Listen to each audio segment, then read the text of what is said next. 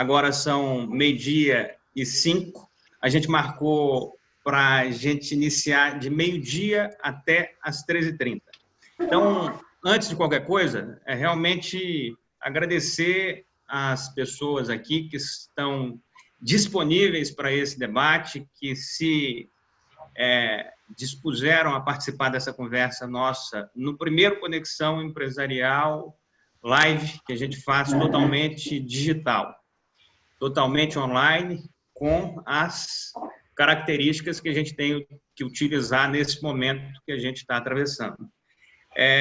Antes de dar sequência ao nosso início aqui para valer, eu queria só fazer a passagem brevemente desse vídeo que registra aí a primeira edição do Conexão Empresarial 100% digital, que é este aqui.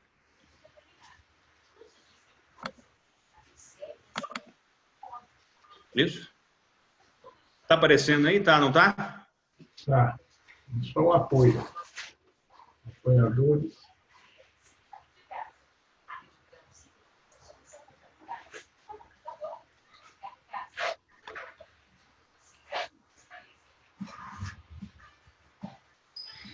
Aí, agora ele está fazendo um loop de novo. Mas, então, registrar o nosso agradecimento a essas empresas apoiadoras, não só do Conexão Empresarial, mas dessa versão que a gente criou para atender a esse momento que a gente está, de abril a junho. Abril, maio e junho. Voltando aqui, essa é a primeira live que a gente está fazendo. Nós não temos o hábito dessa tecnologia, nós vamos, obviamente, aprender com ela. Todos os nossos eventos, ao longo dos últimos 11 anos, foram de maneira presencial, e eu não tenho a menor dúvida que esse novo modelo também vai funcionar muito bem, e a gente vai apresentar coisas boas nesses próximos dias, nesses próximos tempos. Aqui, como é que eu coloco aqui o conjunto? Todos. Aqui. Perfeito. Então, nessa nossa primeira edição aí do Conexão Empresarial Digital, 100% digital, agradecer novamente às empresas, a CEMIG pela participação, a Rede Mater Dei, a Unimed BH e a cada uma das empresas que tem apoiado esse nosso evento. E, para poder começar, eu queria pegar, caro secretário Carlos Eduardo Amaral, nós estamos passando por um problema que não é um problema localizado em Minas Gerais ou localizado no Brasil. Pelo que a gente está assistindo aí ao longo dos últimos dias, semanas, a gente tem um problema mundial, que é o que se chama da tal da pandemia.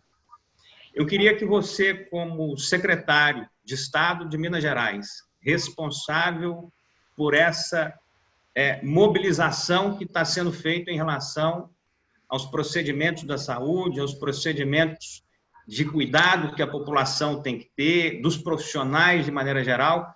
Eu queria começar, então, escutando uma síntese da sua parte, como é que o Estado de Minas Gerais está vendo este problema e como é que nós estamos enfrentando esse problema nos últimos dias e, principalmente, hoje e para frente.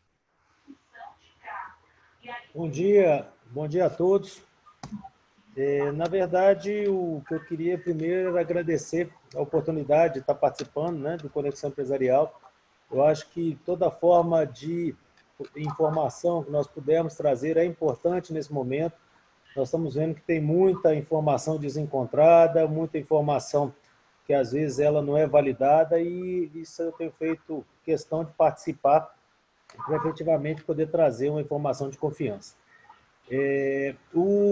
Essa epidemia, né, do coronavírus, nós estamos, do ponto de vista do Estado, enfrentando com um misto de muita atenção, muito trabalho, muito cuidado, e também, por um outro lado, um misto de muita cautela.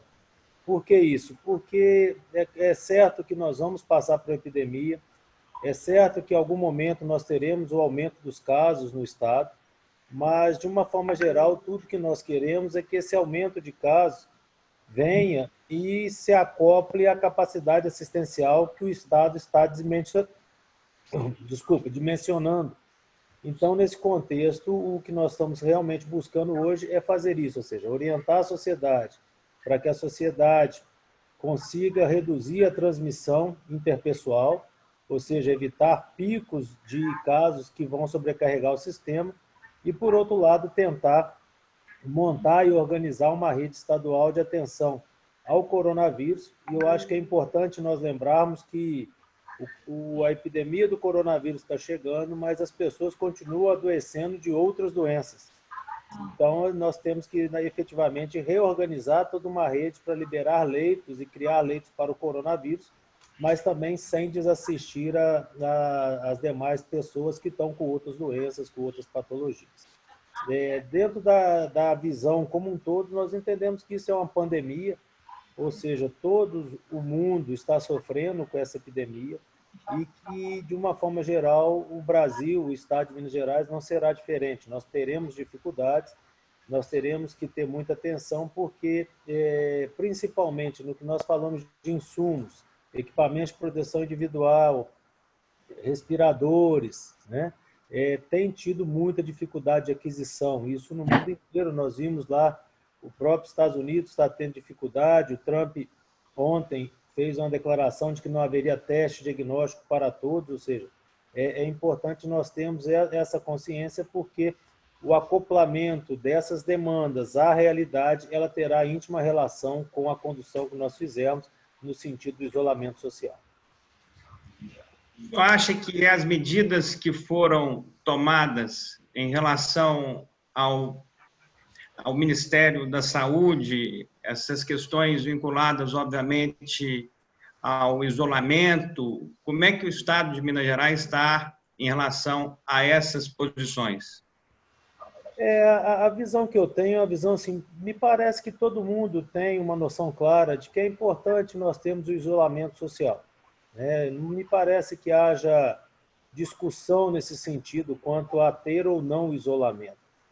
O que tem um pouco de discussão é sobre a gradação, ou seja, mais isolamento, menos isolamento, e a distribuição desse isolamento, porque efetivamente nós temos cidades que ainda não têm o vírus, nós temos cidades com risco maior de crescimento, assim como estados em situações diversas. Então, o que me parece é isso, assim, eu acho que todo mundo está bem alinhado, isso é ciência, não tem dúvida. Desde 1918 nós entendemos que uma das formas de se evitar a transmissão de vírus é fazendo isolamento, as medidas de higiene de uma forma geral, lavando as mãos, usando máscaras, distanciando, né? Então, assim, isso não tem muita dúvida, isso é ciência, e me parece que todo mundo está alinhado. Agora, na verdade, o sucesso do isolamento ele traz um outro problema. O que é isso? Nós estamos vendo agora em Minas que efetivamente nós estamos tendo um sucesso perto de outros estados, nós conseguimos controlar bem o crescimento, mas da mesma forma esse sucesso ele traz a impressão, que é a falsa impressão de que a epidemia está sob controle, né? E na verdade não está. Ela está equilibrada, está esperando um erro nosso, talvez um desequilíbrio para ela crescer muito. Então, isso traz com que a gente realmente tenha que ter uma responsabilidade muito grande, uma calma muito grande, para conduzir ao longo de todo esse período aí, que vai ser um período grande, não é coisa de 10 dias ou de 15 dias, nós estamos falando de meses aí, talvez se não tiver vacina e um medicamento eficaz, talvez até de anos. Então, nós efetivamente temos que olhar isso com muita calma e muito cuidado.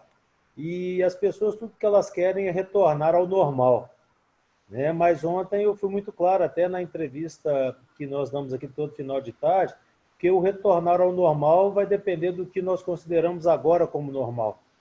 Não é mais aquilo que era no passado. Eu acho que existe uma nova visão de normalidade, e a visão de normalidade agora é nós nos protegermos mais, nós usarmos máscaras, mantemos o isolamento, mantemos o cuidado, e, aos poucos, vir retomando uma atividade laborativa. Secretário, eu fiz essa colocação, em primeiro lugar, para você, com o objetivo de ter realmente essa visão inicial, e agora eu vou fazer aqui mais duas apresentações com mais qualidade, com mais profundidade, e até para os nossos convidados, o nosso público, de maneira geral, entender. Nós estamos aqui, além do secretário de Estado de Saúde de Minas Gerais, doutor Carlos Eduardo Amaral, a gente tem aqui para poder desvendar um pouco, para entender um pouco melhor sobre essa questão que a gente está passando, o presidente da rede Mater Dei, doutor Henrique Salvador, que é uma das pessoas que certamente mais entendem de saúde no nosso país. Agradeço aqui mais uma vez a presença. E junto ao doutor Henrique, está aqui também o doutor Rodrigo Farnetano, que é infectologista, é um cara novo, mas tem uma experiência extremamente reconhecida, é um infectologista coordenador da rede Mater Dei e está, obviamente, afiado a esse momento que a gente está atravessando. E junto com os três nossos palestrantes aqui, a gente tem mais três partes muito importantes nesta manhã, início de tarde aí, que é a Bela Falcone, que acabou de chegar aqui, ela tinha confundido o horário, mas já chegou a tempo, vai dar a sua colaboração mais do que especial. A Bela é uma mulher de altíssimo nível, influenciadora digital nesse momento que a gente vive, ela tem uma percepção muito atual do que as pessoas estão pensando, do que as pessoas estão enxergando. Agradeço a presença dela e junto o meu caro amigo Modesto Araújo, presidente da Drogaria Araújo, é uma pessoa única nesse momento em que a população toda está insegura, está precisando de auxílio, está precisando de cuidados, e certamente a Drogaria Araújo é uma parte muito importante, pelo menos para aquelas pessoas que vivem especificamente em Belo Horizonte e em Minas Gerais de maneira geral. Mas esse cuidado que esse tipo de prestação de serviço está tendo com a população é uma coisa realmente muito bacana de ser discutida e de ser informada. E para completar o nosso quadro de participantes aqui desse primeiro evento, o Gabriel Azevedo, que é vereador aqui em Belo Horizonte, um dos principais vereadores que nós temos na Câmara Municipal de Belo Horizonte, e foi um dos primeiros infectados aí nessa onda de pessoas que tiveram esse problema especificamente do coronavírus. E o melhor de tudo é que ele já está mais do que sarado, está ótimo, está perfeito, e vai compartilhar um pouco dessas passagens aqui conosco. Então, eu queria só fazer essas considerações para que a gente possa dar sequência e entender como é que a gente está aqui. Depois dessa colocação do secretário Carlos Eduardo, meu caro Henrique Salvador, que falou, obviamente, aí o cenário que essa pandemia está gerando, falou que, querendo ou não, o isolamento e a forma como a gente atendeu a esse isolamento foi um fator positivo que está gerando um controle sobre a expansão do vírus de maneira geral. E agora, você, como um médico, um especialista em saúde, mas também um empresário do setor que tem hoje uma das principais grifes de atendimento, de atuação na saúde, atuação hospitalar. Como é que você está vendo esse momento que o Brasil está passando, mas, sobretudo, Minas Gerais e Belo Horizonte? Como é que você está enxergando essa situação? Eu acredito que seja também uma situação absolutamente inédita, não só para você, como para todos da cadeia Mater Dei, correto? Boa tarde, Gustavo, Paulo César, Modesto, Gabriel, Carlos Eduardo, Rodrigo, né, nosso colega de trabalho. Um prazer, uma honra muito grande estar aqui, podendo participar desse Conexão Empresarial Virtual primeiro, né, Gustavo? Então, é uma honra muito grande poder participar do primeiro, né? Olha, eu acho que, na verdade, nós estamos lidando com uma situação muito nova, realmente, e uma situação que traz não apenas impacto para a saúde das pessoas, mas que traz outras repercussões, né? Eu acho que depois de passar dessa pandemia, nós vamos viver uma transformação grande que vai passar por uma mudança, né? nas relações sociais, principalmente, mas também nas relações econômicas, né? A gente tem percebido claramente já de imediato o impacto econômico que essa pandemia tem trazido, né? Mas sem dúvida alguma que a origem dela é a questão da saúde, a questão do indivíduo. Não tem como a gente lidar com isso sem priorizar, no primeiro momento, aquilo que afeta o indivíduo e a saúde dele, né? Acho que ninguém estava preparado, na verdade, para uma situação dessa. Por mais que as nossas instituições hoje tenham comitês que avaliam riscos, né? Risco financeiro, risco para a imagem, risco para a produção, risco para o posicionamento competitivo das organizações, né? Mas um risco dessa magnitude, que tem um impacto tão grande para as pessoas e para as instituições como um todo, ele não era possível de ser previsto. Nós estamos lidando com a doença que tem algumas peculiaridades, né? Porque ela não tem vacina, e acho que tão cedo não vai ter. A expectativa é que essa vacina venha aí no espaço de, talvez, até o final do ano, na melhor das hipóteses, né, no início do ano que vem. O Rodrigo Farnetano Rocha, né, talvez possa nos dar mais informações sobre isso. Ela não tem tratamento específico, né, apesar dos inúmeros protocolos clínicos que estão em andamento, usando muitas drogas, né, nós não temos ainda um tratamento que seja cientificamente comprovado, né, e que possa, num número grande de pessoas, ser utilizado com eficácia comprovada, né? E nós temos uma questão que o secretário Carlos Eduardo acabou de colocar, que nós não tínhamos e não temos até o momento, né, uma estrutura de saúde compatível com o impacto que essa epidemia pode trazer no caso do pico agudo, né? Então, a questão não é impedir que a pandemia venha, a questão é preparar os nossos sistemas de saúde para receber as pessoas no momento em que esse sistema de saúde for estressado, no momento em que a gente tiver muitas pessoas precisando de utilizar terapia intensiva, de utilizar recursos muito especializados para poder atender um grande número de pessoas. E acho que é um pouco isso que os governos, os municípios têm procurado fazer, se preparar para isso ocorrer. Não tem a menor dúvida de que o distanciamento social ele é importante, ele reduz a incidência, né, desses picos, que é o que se quer evitar, mas existem outras questões também que começam a ser colocadas, que dizem respeito principalmente ao impacto econômico que esse distanciamento pode causar para o país, para o governo, para os estados, para os municípios, né, no curto e médio espaço de tempo. São questões que, na verdade, ninguém tem a resposta exata, né?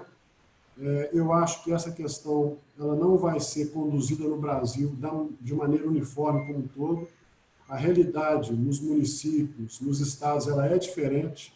Tem municípios do Brasil, muitos deles, aliás, que não tem nenhum caso de Covid registrado até o momento, né? Se você vê o que está acontecendo, por exemplo, com as instituições hospitalares, né, a maioria delas, né, em que elas estão praticamente vazias. Ontem eu vi um vídeo dos corredores do Hospital João 23, quem é médico, fez estágio no João 23, sabe do que eu estou falando, né, Rodrigo, Carlos Eduardo, né?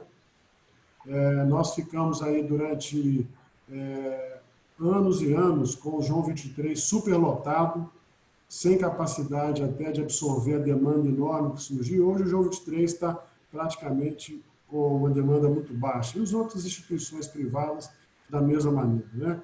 Então, é uma situação inusitada, nova, sem dúvida alguma, nós temos que lidar primariamente visando a saúde das pessoas, mas existem outras questões a serem observadas também. Cumprimentar também o Gabriel, né, Gabriel, que eu, no primeiro momento, não cumprimentei, né? É um prazer muito grande também nessa sala de discussão, viu? A princípio, prazer é todo, Gabriel.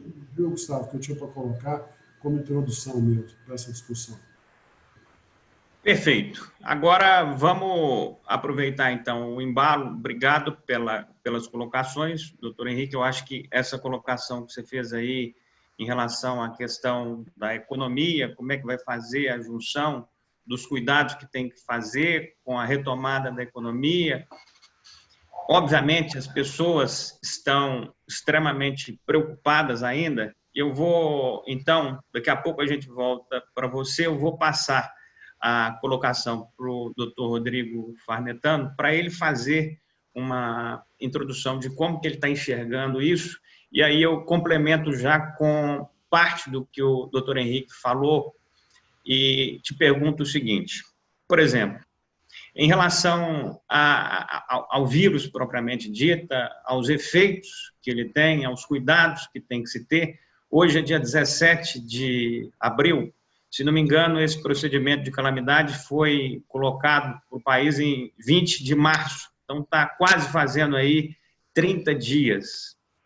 A pergunta que eu te coloco para te provocar nessa introdução é a seguinte, por exemplo, as pessoas que hoje estão totalmente sadias, totalmente tranquilas, querendo ou não, os momentos são diferentes um do outro. Hoje já se passaram praticamente 4 semanas quando a informação foi explodida, foi colocada.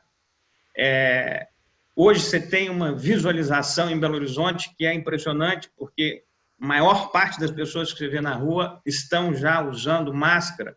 Então, eu te peço para falar um pouquinho sobre esse momento que já ganhou algum espaço aí para uma análise e o que você enxerga disso para hoje e para frente.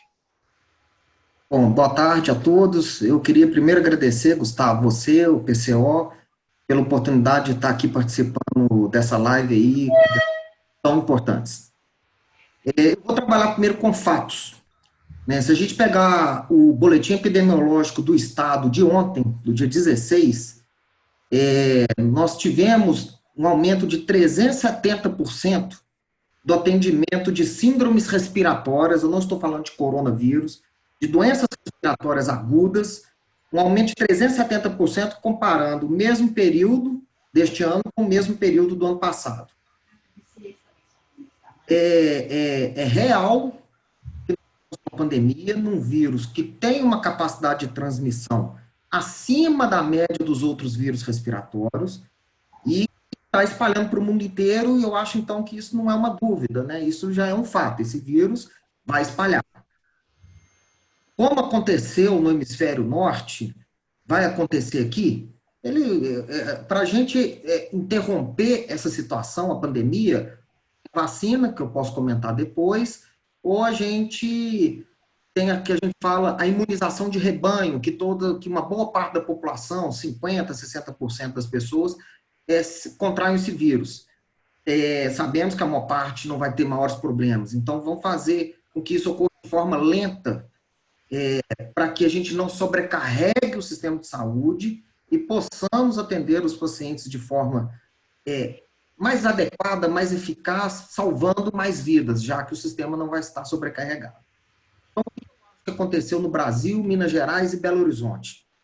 Eu acho que o Brasil teve tempo para se preparar antes do que teve os países europeus, talvez os Estados Unidos também. Acho que o hemisfério norte tem características climáticas, populacionais, demográficas diferentes. Não quer dizer que o vírus não vai espalhar para o mundo inteiro, pelo contrário, mas a forma que ele está se espalhando para o hemisfério sul está se mostrando diferente. Se a gente falar na América Latina, África, Austrália, temos características climáticas, populacionais diferentes. E nós tivemos talvez a sorte, não sei se essa é a palavra mais adequada, de termos iniciado o nosso isolamento no Brasil, o distanciamento social, quando em Minas Gerais tinha 4 ou 5 casos confirmados. E nós sabemos que quando você começa esse isolamento antes do caso número 50 confirmado, nós temos uma chance de fazer com que esse pico de casos ocorra de forma mais tardia e achatado, o que permite o sistema de saúde, as instituições públicas e privadas se organizarem, se prepararem para atender e consigam atender sem ultrapassar a capacidade de atendimento. Isso reduz mortalidade. Então, eu acho que nós tivemos essa oportunidade no Brasil, Minas Gerais, com uma situação melhor que alguns estados, né, São Paulo, Rio, podemos, eu vejo hoje que o distanciamento social, esse isolamento, mesmo nós temos características diferentes do país do hemisfério norte, que podem nos privilegiar, como, por exemplo, questão climática, onde dificulta a propagação do vírus, mesmo assim, nós ainda começamos, aliado a isso, começamos o nosso distanciamento precocemente.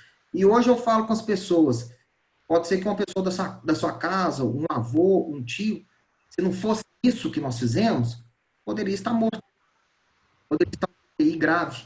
A gente poderia ter um ente querido que a gente não imagina que poderia ter adoecido. Então, quantas vidas nós já poupamos? Então, acho que preservar a vida, né, que seja da população, que sejam dos profissionais de saúde que estão na linha de frente, eu acho que isso é primordial. Mas existem consequências, como o doutor Henrique colocou, o doutor Carlos Eduardo colocou, as questões econômicas, que são também de suma importância. Então, como é que a gente pesa, né, a necessidade de que nós aprendemos com os erros e os acertos de outros países, de outras cidades. E como que a gente vai lidar com isso da agora para frente? Existe a possibilidade da gente fazer alguma concessão para que os impactos sejam menores, mas que a gente continue a sociedade funcionando de forma segura, que a gente continue contendo a propagação do vírus? Bom, enfim, eu acho que as medidas tomadas até agora, tanto a nível federal, estadual, foram bem assertivas. O que se fala hoje, ninguém pode ter a prepotência de afirmar que o que é hoje vai ser assim semana que vem. Então, tem que ter um acompanhamento contínuo. Nós estamos aprendendo com essa epidemia diariamente.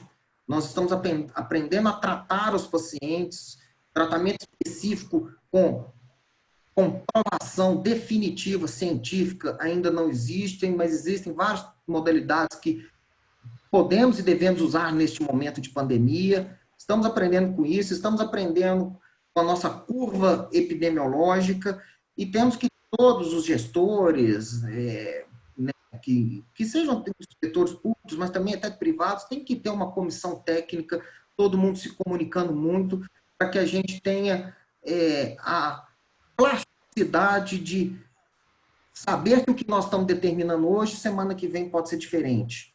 Né? Eu acho que os colegas pensam assim, e nós estamos tendendo a ter uma curva achatada, o que é bom, o que pode não sobrecarregar o sistema, mas que o vírus vai espalhar, isso é praticamente uma certeza.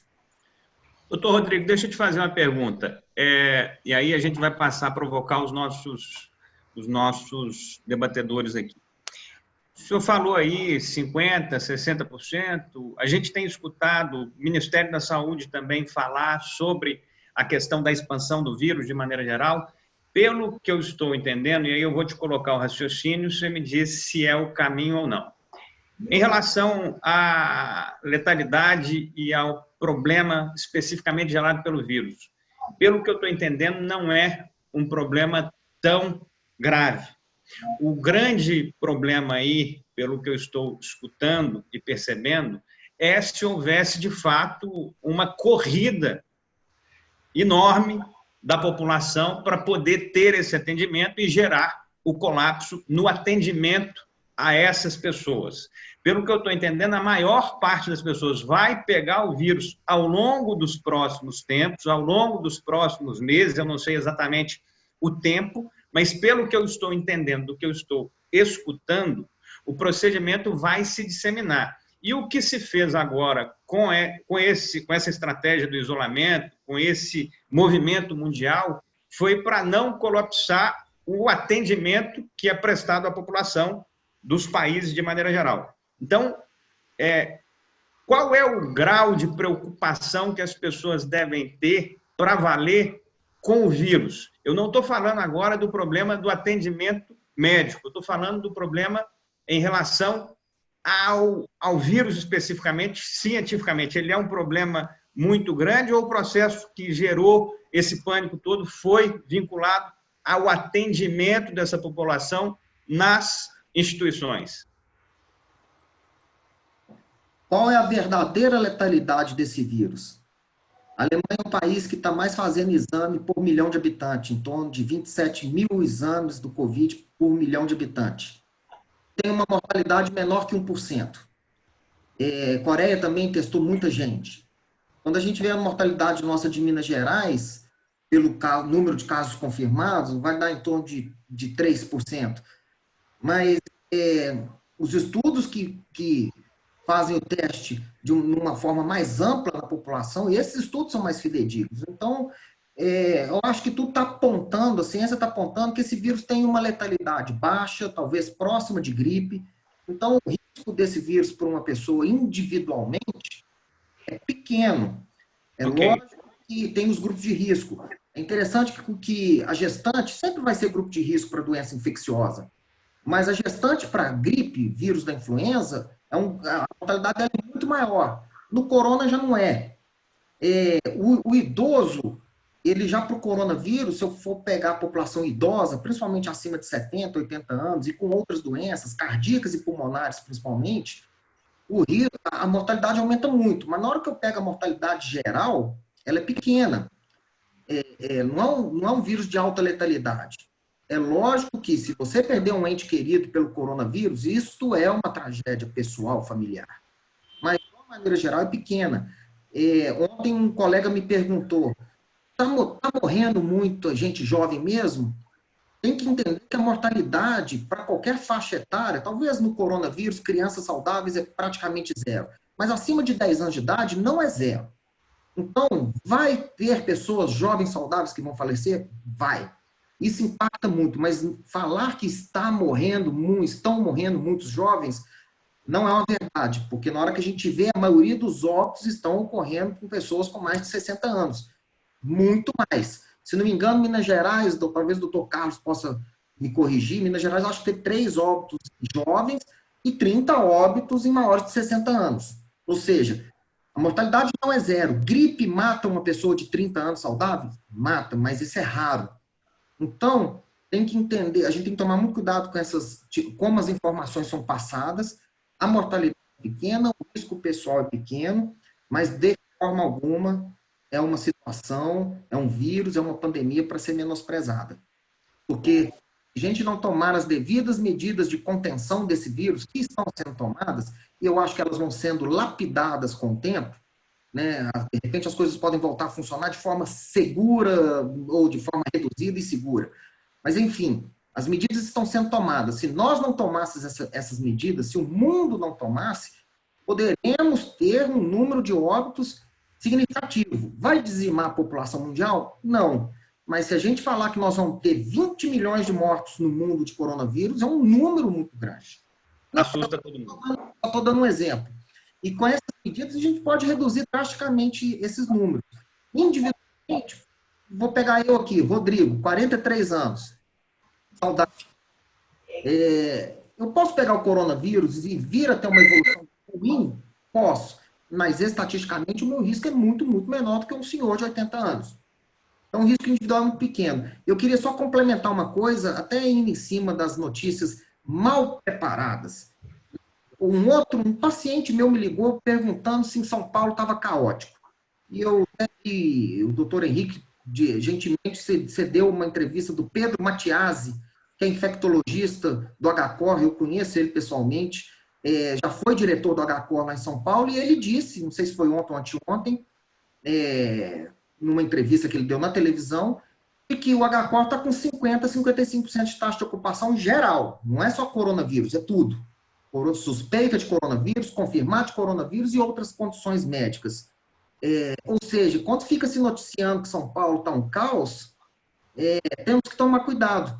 Os hospitais públicos e privados de Minas Gerais estão vazios, com taxa de ocupação baixa.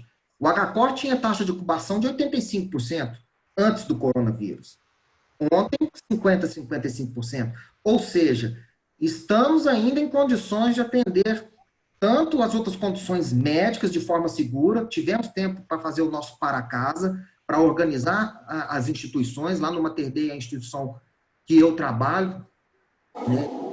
e sou muito feliz de poder trabalhar lá. Foi uma instituição que se preparou, e várias outras, eu tenho certeza também, que tiveram tempo de se preparar, estão com movimento pequeno, e está seguro atender coronavírus e outras condições que forem necessárias. A gente não pode parar o atendimento de saúde da população que seja necessário. E o Brasil não está com sobrecarga ainda, pelo que eu tenho visto, do seu sistema de saúde. Isso vai acontecer? Eu espero que não. Perfeito, Rodrigo. Eu vou emendar exatamente a colocação que você acabou de fazer sobre o perfil dos infectados, sobre o perfil dos maiores problemas, e vou conectar direto com a situação que passou o meu caro vereador Gabriel Azevedo. E aí, o pedido que eu faço a ele é que ele faça um relato breve, mas que ele faça um relato de duas situações. Eu gostaria, Gabriel, que você falasse um pouco sobre a sua visão como parlamentar municipal, como vereador da cidade de Belo Horizonte, e aí você pontua o que você está achando desta situação, dessa organização que a cidade está fazendo por conta disso, e também aí a partir daí conta o seu caso, que você é um cara novo, saudável, que atua o tempo inteiro, que movimenta o tempo inteiro, conversa com centenas de pessoas, não é um cara que conversa com 2 ou 3. Eu queria que você contasse, então, a sua visão como parlamentar, como vereador, o que Belo Horizonte está fazendo e a sua visão, a sua interpretação como uma pessoa que passou pelo problema. Aí depois eu quero escutar as opiniões de Modesto, da Bela Falcone, do secretário que está aí escutando tudo, do doutor Henrique. Eu queria, então, encerrar esse ciclo aí de apresentações, de colocações, com o Gabriel falando sobre o que passou e o que ele entende que Belo Horizonte está fazendo. Gustavo, Paulo e demais convidados, é um prazer enorme estar nessa conexão. Acho que contribui muito para o momento que a gente está vivendo. No dia 12 de março de 2020, caríssimo, eu completei 34 anos de idade. A minha ideia era ter um jantar à noite com meu pai, com a minha mãe. Antes disso, faria um happy hour com a minha equipe. E logo cedo, meu telefone tocou com uma iniciativa que eu trabalho em São Paulo e fala: você pode participar de uma live agora? Nós estamos mandando todo mundo para casa. E outras pessoas lá em São Paulo começaram a me dizer, a empresa que eu também faço parte, a Jus Brasil, que iam começar o home office naquela quinta-feira. Enquanto nós aqui em Belo Horizonte não sentíamos aquele momento que estava vivendo São Paulo. Tentando me antecipar, eu cheguei no gabinete da Câmara e falei: gente, nós temos que tomar algumas medidas. Todos vocês vão iniciar a partir de hoje, já que a OMS declarou a pandemia, o trabalho remoto. E aí, Gustavo, o pessoal começa a olhar para você com um certo olhar de exagero, né? Mas já por quê? Cancelo o meu jantar hoje, não vamos ter happy hour, todo mundo para casa. A partir da segunda-feira que vem, minha agenda é completamente limpa. Pode agendar um teste para todo mundo no sábado, para mim, para a nossa equipe, para a minha família. O pessoal olhou, mas teste, eu falei: vocês não estão acompanhando a Nova Zelândia e outros lugares? Quem está se dando bem nessa crise está testando em massa e está tomando medidas como se já tivesse infectado. E aí, Gustavo, todo mundo olhava para mim com certo exagero. Na sexta-feira foi meu último evento público, eu participei de um evento lá no Mercado Central, no sábado eu me testei, no final de semana já fiquei em casa, não estava sentindo nada, totalmente assintomático. Na segunda-feira, depois de passar na Câmara, eu comecei o meu isolamento por vontade própria. Na terça-feira de manhã, Gustavo, todo mundo recebeu o resultado do teste. 14 pessoas negativas e eu positivo. E aí, claro, como eu acho que é dever de qualquer homem público, eu imediatamente publiquei isso na mídia social.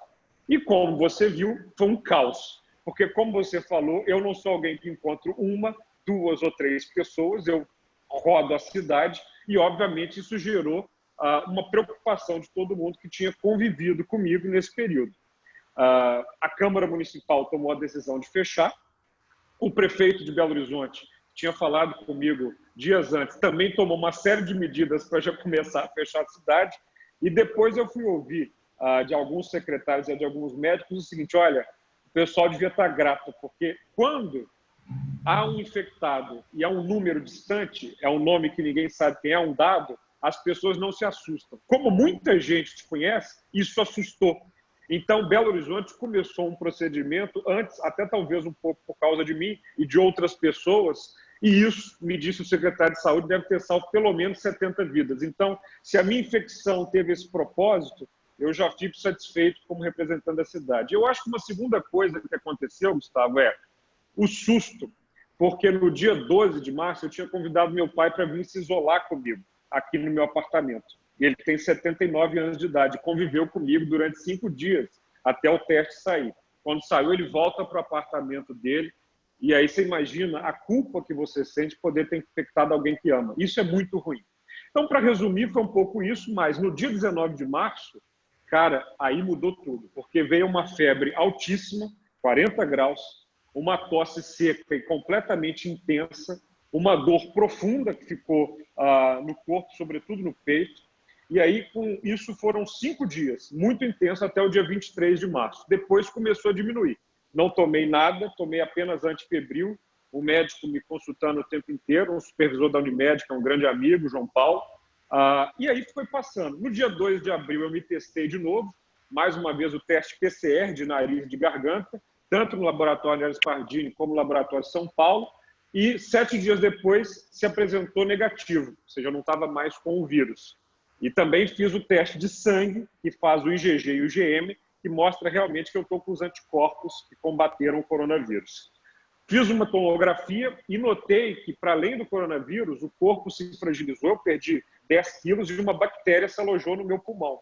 Então, eu passei 5 dias na semana passada tomando um remédio para me livrar da tosse da bactéria. Hoje eu considero que eu estou enfraquecido, sou um cara, como você falou, 34 anos, corre, pedala e me exercito todo dia, e posso garantir que não foi exatamente uma gripezinha que eu senti, foi algo muito brutal. Então, essa foi a minha experiência como infectado.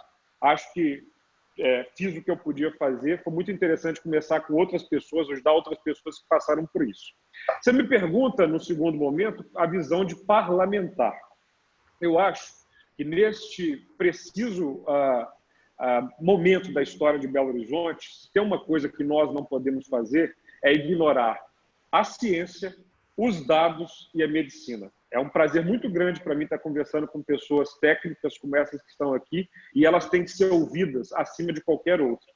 Então, quando o prefeito ele declara e decreta o isolamento e faz tudo que está ao seu alcance, que é impedir o alvará, diminuir uma série de coisas, ele está querendo não repetir o que cidades, por exemplo, na Itália fizeram, de fingir que isso não é um problema, deixar tudo aberto e depois ter um problema maior. Porque não há dúvida que haverá uma recessão. Quando você vê um cara como Paulo Guedes falando, olha, nós precisamos de uma recessão, aliás, não há nenhum economista no planeta sério, todos os Nobéis de Economia vivos concordam com o isolamento. Ontem eu fiz uma transmissão ao vivo com um economista, doutor pela Faculdade da Colômbia Britânica. Não é uma dúvida se há um isolamento. A dúvida é o isolamento com menos mortes ou o isolamento com mais mortes. Porque se as medidas não forem tomadas agora, elas são tomadas lá na frente com muito problema. Ou seja, com muita gente precisando de hospital, com muita gente morrendo, é uma coisa que a gente tem que evitar. Portanto, todo mundo já sabe o básico, quem me antecedeu já falou dos dados principais, aí eu deixo uma colocação. Não sobra dúvida de que a gente precisa ampliar a capacidade de testagem. O Brasil, entre 15 nações das mais infectadas, é o que menos testa as pessoas.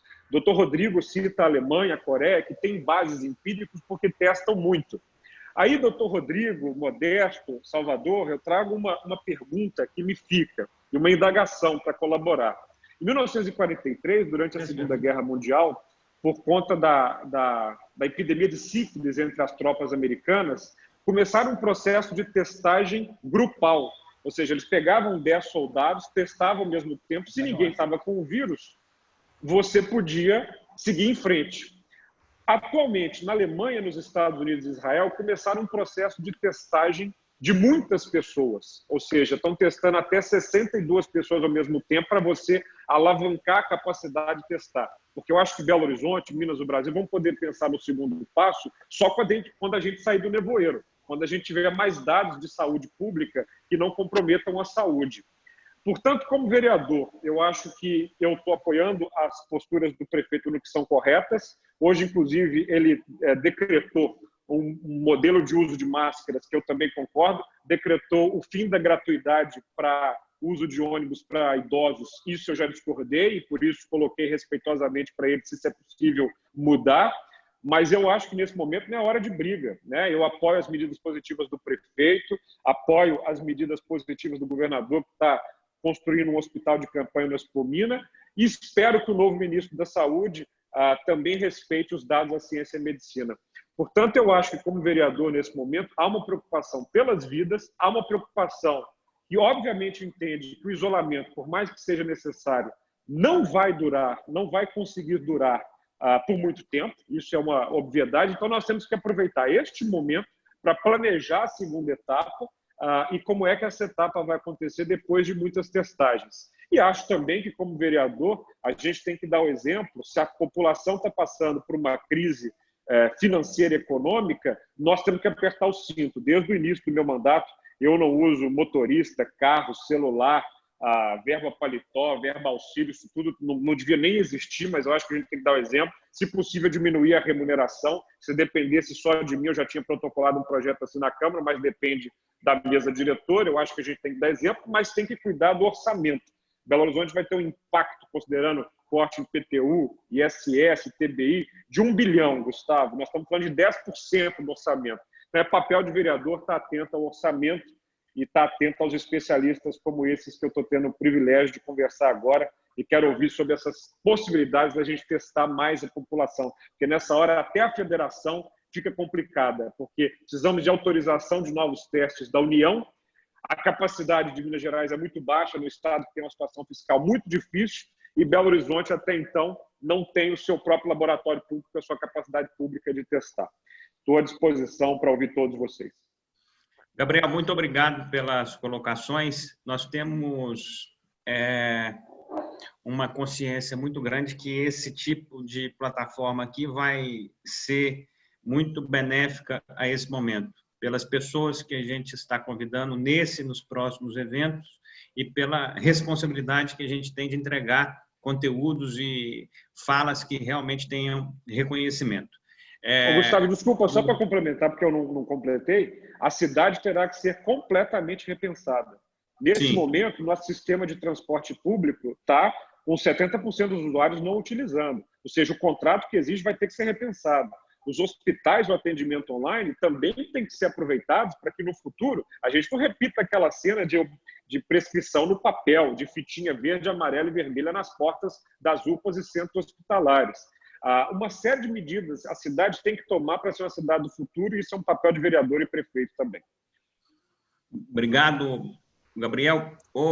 Bela, você como mulher, como mãe, você também como uma pessoa extremamente vinculada à questão digital, com um volume de informação e de conhecimento muito grande, as pessoas certamente levam para você as suas opiniões nos posts que você faz, nas conversas que você tem. A razão de eu ter te pedido para você colaborar conosco hoje, participando desse momento, é justamente por entender que você tem uma representação muito grande de pessoas que te seguem, que te acompanham, e por aí vai. Então, eu queria que você se posicionasse como mulher, como empreendedora, como cidadã. Como é que você está enxergando isso e para quem que você dirige as suas primeiras perguntas? O áudio... Tá funcionando agora? Agora sim. Perfeito. Boa tarde a todos. É um prazer participar. Obrigado mais uma vez, Gustavo. Acho muito importante esse tipo de discussão, principalmente porque a gente vive não só uma pandemia de Covid-19, mas uma pandemia de fake news, de muita informação desconexa, e nós, como cidadãos, a gente acaba ficando muito perdido, sem saber no que acreditar, o que fazer, como agir e principalmente o que esperar.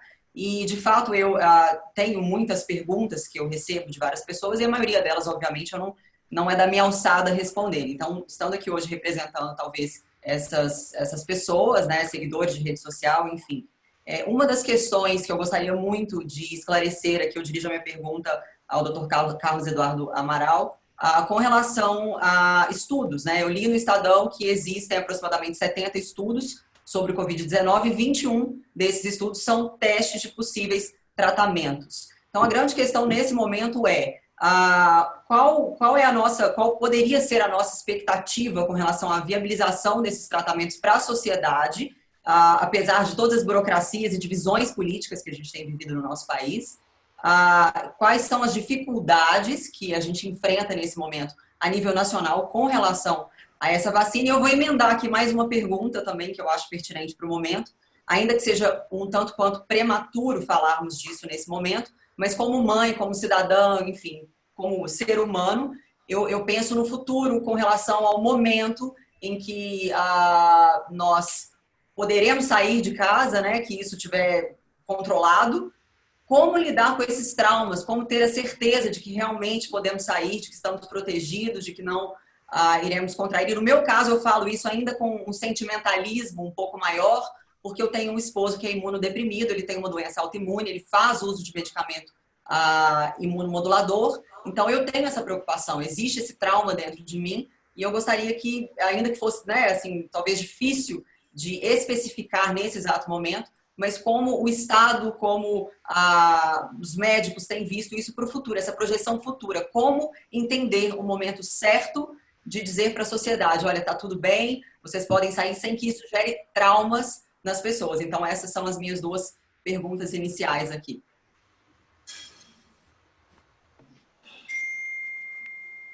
Secretário, né? Exato. Posso responder ou o doutor Modesto vai falar primeiro? Pode seguir. Pode? Não, então tá. Eu acho que nós tivemos vários comentários e eu achei muito bom, porque vai dar a oportunidade de esclarecer muita coisa. Eu acho que nós temos que entender, assim, que o doutor Rodrigo falou, que realmente o coronavírus, né, a Covid-19, é uma doença em que nós temos uma mortalidade relativamente baixa, quando nós falamos em 1% ou algo parecido nisso. Só que não existe ninguém no país ou no mundo que tivesse imunidade. Então, quando nós colocamos 1% sobre milhares de pessoas, nós começamos a ter realmente um risco grande de pessoas que vão ter complicação e algumas delas vão acabar falecendo. Mas mesmo nesse sentido, eu acho que a gente tem que ter uma visão que, assim, o que nós precisamos fazer do ponto de vista de conduta? Nós precisamos evitar que todas as pessoas adoeçam juntas. De uma forma geral, evitar o adoecimento, isso só vai acontecer se nós tivermos vacina. Caso contrário, o vírus vai ficar circulando na sociedade e vai causando doença em algum grupo de pessoas. Então, isso é um fato, ou seja, muitas pessoas vão adoecer e algumas pessoas vão ter complicação. Por que eu falo isso? Porque, de uma forma geral, nós pensarmos, eu não quero adoecer. Isso é muito difícil, muito difícil. A gente pode tentar, assim, eu vou me precaver, vou me cuidar ao máximo, mas não adoecer é muito complexo, a gente pensar assim. Então, desta forma, eu acho que é a primeira pontuação que eu gostaria de fazer. Nós temos que nos cuidar para que as pessoas todas não adoeçam juntas, mas como uma gripe, ela vai estar circulando dentro da sociedade como um todo, então, em algum momento, é possível que nós venhamos a adoecer. Outro dado importante é quando nós falamos sobre testagem. Eu acho que a testagem ela tem um dado, que é a testagem no sentido de você fazer diagnóstico da doença, ou seja, você está ou não com a presença do vírus. Isso é uma coisa. Outra coisa é a testagem de saber se você já criou imunidade ou não ao vírus. Isso é uma outra coisa. E num terceiro nível vai ser assim, para que nós precisamos saber, do ponto de vista populacional, se as pessoas têm ou não imunidade? Aí seria uma terceira informação. Então, a primeira, que é se eu tenho ou não vírus, isso tem implicação muito grande de saber se a pessoa está doente ou não, mas, de uma forma geral, ainda nós não temos um tratamento específico. Ou seja, eu ter o vírus não quer dizer que eu vou ter um tratamento direcionado que vai resolver o problema instantaneamente. Existe muita pesquisa, a Bela perguntou isso, essas pesquisas, Bela, elas ainda estão no momento de pesquisa. Nós temos que tomar um pouco de cuidado para que a gente não comece a sair tratando muito e achando que o tratamento é definido, que o tratamento é certo, que ele vai ter uma causalidade, ou seja, eu tenho a doença, trato e vai ter uma resposta. Com certeza a coisa não é muito assim. A gente tem várias pesquisas que estão mais para frente, outras estão incipientes, mas do ponto de vista técnico, eu tenho certeza que o Rodrigo, pelo menos em grande parte, ele vai concordar comigo, nós temos que tomar um pouco de cuidado com a indicação de tratamento, porque todo tratamento também tem risco, a gente tem que lembrar disso, né? Não existe tratamento sem risco. Então, na hora que nós falamos sobre tratamento, sobre diagnóstico, a gente vai para isso.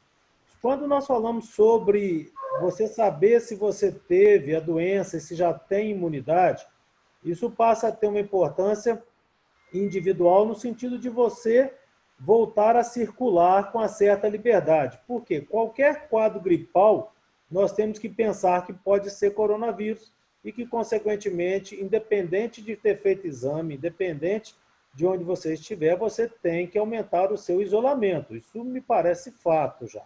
Senão você corre risco de passar para os seus familiares e para outras pessoas. Então, a partir do momento que você consegue fazer uma testagem, e essa testagem mostra que você já tem imunidade estabelecida, teoricamente você está protegido e já não estaria tanto contagioso, vamos falar assim. E o terceiro nível, que eu acho que é um nível muito importante, que tem essa relação até com o tema hoje, né? Conexão empresarial, o porquê de nós começarmos a pensar numa testagem mais ampla. Vamos colocar alguns cenários aqui. Por exemplo, hoje, eu tenho um estudo aqui, que é o que nós acompanhamos. Minas Gerais está com 1.021 casos confirmados. Na FUNED, nós temos diagnóstico de 250 casos confirmados em 8.100 exames feitos. Então, olha como é que é a proporção. Nós fizemos 8.100 exames. Desses 8.100 exames da FUNED, só 250 foram positivos. Então, quer dizer que nós temos 7.000 e tantos exames que foram negativos, não são coronavírus. Isso mostra para nós que, na hora que eu coloco aqueles 70 mil notificados do Estado, se eu tivesse feito exame em todos, eu talvez tivesse em torno de 2.000 casos de coronavírus no Estado. Então, a gente já começa a ter uma amostragem que é uma amostragem significativa. Mas, por outro lado, se eu pegasse 100 testes rápidos e fizesse na população no centro de Belo Horizonte, possivelmente eu talvez achasse um ou talvez quase nenhum já com sorologia positiva. Ou seja, já tendo tido a doença e tendo feito a sua viragem.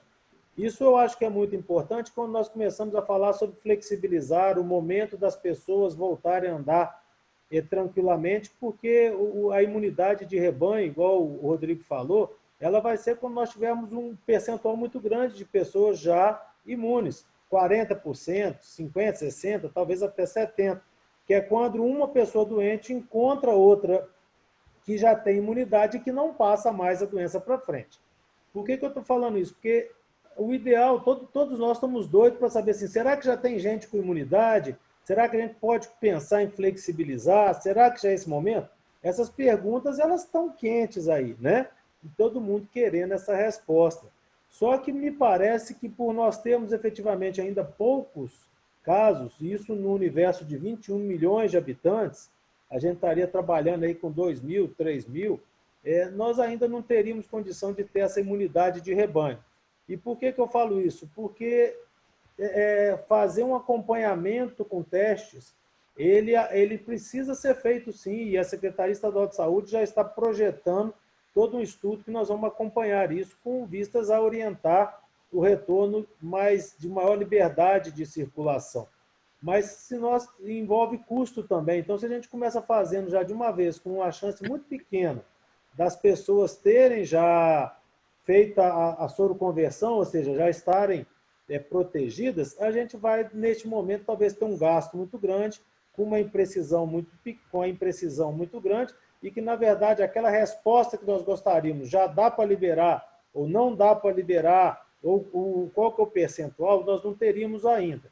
Eu acho que se nós começarmos a acompanhar isso, e isso for crescendo, aí sim, do ponto de vista objetivo, nós falamos de comércio, empresa, Se eu já tenho lá 30% da sociedade, 25% que seja, que já tem uma imunidade, eu acho que a gente já tem uma condição muito tranquila de falar para a empresa, olha, se vocês quiserem testar todos os seus colaboradores, testem que a chance de pelo menos um quarto estar liberado é grande. Então, eu acho que esse tipo de pensamento a gente tem que começar a ter uma ideia, porque eu não entendo, quando se fala em passaporte, que é o que na própria Alemanha eles estão estudando, seria mais ou menos isso, ou seja, a gente tem uma chance de testar e as pessoas estarem imunes. Só que também, se fizer uma testagem na empresa inteira para 2% dos colaboradores estarem imunes, é complexo, porque daqui a 15 dias a empresa tem que testar todo mundo de novo, né? Para poder ver quantos por cento foram. Então, isso envolve praticidade, logística e também envolve uma parte financeira, que é importante. E outra coisa que eu queria pontuar aqui é que assim, o isolamento ele traz efetivamente uma repercussão econômica, e que é o que nós não gostaríamos. Nós queríamos que todo mundo continuasse produzindo. Só que existem vários trabalhos, isso inclusive comparados lá em 1918, com a gripe de 1918, que mostram o seguinte: se nós temos um isolamento, conforme a deliberação 17 do Estado, que a gente vem restringindo, mas que não para tudo, esse isolamento traz um prejuízo financeiro. Já se, porventura, você deixa a sociedade andando e, de repente, você tem que fazer um isolamento completo, que é o que nós chamaríamos de lockdown, o lockdown ele traz um prejuízo financeiro muito maior do que esse isolamento progressivo. Então, isso faz com que nós tenhamos, efetivamente, ainda mais cuidado para que nós não caminhemos para um lockdown no futuro. Tá? Isso tem importância financeira e econômica muito grande. E, para vocês terem uma ideia do que isso representa, no início da transmissão no Brasil estava dando um caso, passava para 3,4. Era isso que estava dando. Na Itália era 1 para 2,7 e na China tinha sido 1 para 2,2. Se eu pego 10 dias de transmissão com um caso inicial, se eu ponho um caso passando para 3, nós teríamos no final do 8º contato, que pode ser a cada 2 dias, então com 16 dias um caso teria transformado em 2.187. Isso era o que estava acontecendo. Já se nós conseguimos, com isolamento, reduzir para 1 para 2, isso iria para 128 ao invés de 2.000. E se o isolamento fosse muito bom, que é aquele que a gente busca 70% de isolamento, nós teríamos um caso transmitindo para 4,7 na 8ª transmissão. Então, vocês veem que o isolamento e o N de transmissão, que a gente chama de N0, ele é muito importante. Muito, e ele traz impacto. Agora, nós vamos precisar, efetivamente, vir caminhando. Nós estamos buscando, que a ideia que nós temos no governo é o seguinte: não adianta proibir 100% das coisas, porque isso seria um lockdown pleno. Isso traz um prejuízo muito grande. Liberar 100% é pior ainda, que aí nós vamos ter, além de prejuízo econômico, nós temos muitas perdas. Então, ninguém quer isso. Então, a gente está buscando essa ideia de ter uma Minas consciente, ou seja, que cada cidadão saiba realmente a sua posição na sociedade, saiba se cuidar na rua, se cuidar em casa, cuidar dos seus parentes, para que a gente possa vir caminhando com alguma liberação. Então, eu acho que isso é importante. E lembrar que a Bela também falou, ou seja, as pessoas que estão sujeitas a um estresse coletivo igual nós estamos tendo, inclusive a um estresse pessoal, isso vai trazer um trauma enquanto sociedade. Então, nós nunca seremos mais a mesma sociedade, e quanto mais de leve nós conseguimos passar, com menos estresse, isso mais rápido nós recuperaremos a nossa capacidade de investimento, de trabalho. Já se nós formos com um lockdown pleno, com muitas mortes, né, muitas perdas, o trauma emocional das pessoas recuperar o seu dia a dia, ele tem que ser levado em conta também, e isso, inclusive, tem trabalho sobre isso. Perfeito, Posso fazer secretário. uma pergunta aí? Posso fazer uma pergunta? Pode falar. Quero fazer uma pergunta para o Henrique, doutor Henrique, e para o secretário Carlos Eduardo. Pelos que vocês disseram aí, o ex-ministro, que ontem o Henrique teve com ele ainda como ministro, saiu por estar dizendo o que vocês estão falando. Como é que fica isso? Aliás, eu vi outro dia uma declaração do secretário dizendo que ele é a favor do isolamento. E como é que o nosso presidente quer que se libere tudo, como disse hoje, para liberar o comércio de vez? Ô, Paulo César, eu vou fazer só um adendo aqui, que eu acabei de receber uma pergunta da Shirley Souza, da rádio CBN, que eu vou agregar no que o Paulo César acabou de falar. A Shirley Souza faz o seguinte comentário, pergunta, ao secretário Carlos Eduardo. O presidente Jair Bolsonaro disse durante a posse do novo ministro da Saúde, no fim desta manhã, que corre o risco ao defender a retomada do comércio no país. Porém, acredita que é a medida correta para lidar com o combate ao coronavírus e ao desemprego. Qual a opinião do secretário em relação a essa declaração do presidente? Em Minas Gerais, quais seriam as condições necessárias para a retomada do comércio e a quebra do isolamento, que foi boa parte do que o senhor acabou de falar? De uma forma geral, eu entendo assim, que todo mundo que fala sobre retomar comércio, retomar atividade, ele está objetivamente falando um percentual do comércio. Eu não consigo ver de forma nenhuma alguém falar assim, não tem zero de isolamento social. Isso aí não teria base nenhuma em literatura. Nós precisamos efetivamente ter isolamento. A retomada das atividades, eu acho que isso daí seria assim, a moeda de ouro, se alguém tivesse uma certeza absoluta de como fazer isso. Isso aí não existe no mundo. Eu tenho acompanhado, eu tenho um grupo de estudo nosso na secretaria, tanto da saúde quanto do desenvolvimento econômico, nós estamos acompanhando o que está sendo feito no mundo, o que está sendo feito na Inglaterra, Alemanha, França, porque isso daí seria o ideal, nós temos alguma referência para poder seguir. O que acontece de uma forma geral é isso, assim, ou seja, é preciso retomar alguma atividade, porque se tudo der certo no isolamento, nós projetamos um isolamento por longo prazo. Então, não tem como a gente, no longo prazo, ficar 100% parado. Isso não seria execuível. Até mesmo nós temos que lembrar que as pessoas elas têm um limite, elas vão seguir o que nós orientamos até um limite de sofrimento ou talvez de angústia. Então, elas não vão também aderir 100%. Nós temos que ter um pouco de cuidado nisso. Eu acho que esses estudos eles têm que ser feitos, e é o que nós estamos fazendo, quando o governador fala que nós pensamos em algum momento flexibilizar, e eu acho que em algum momento quer dizer mais para frente, não quer dizer hoje, né? E essa ideia é isso, ou seja, a população tem que estar consciente, ela tem que estar se protegendo. Se protege como? Lavando as mãos, mantendo distância.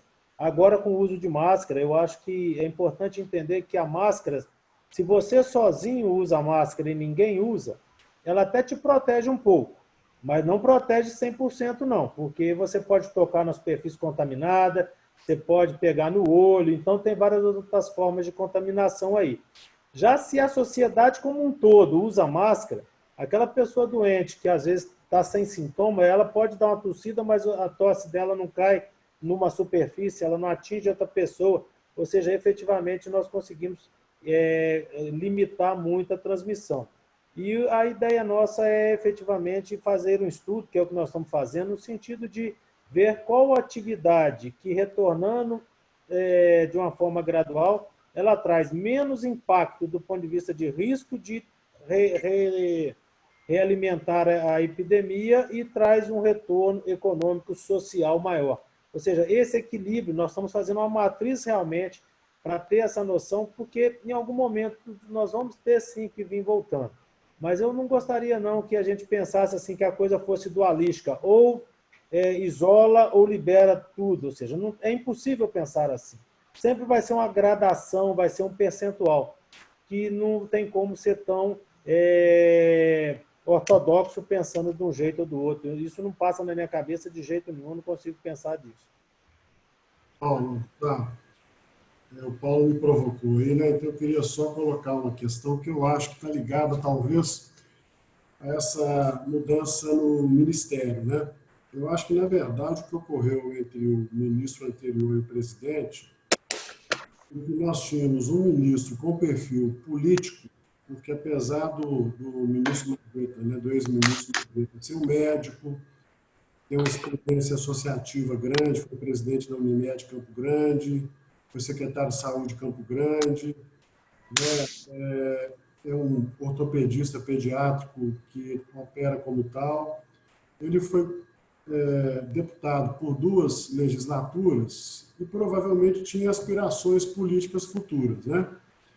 Ao passo que o secretário que foi escolhido agora, se a gente for ver o perfil dele, ele não tem um perfil político e ele é um técnico, né? Então, ele é um técnico e gestor. Ele, inclusive, tem doutorado na Inglaterra, em ciências sociais, né?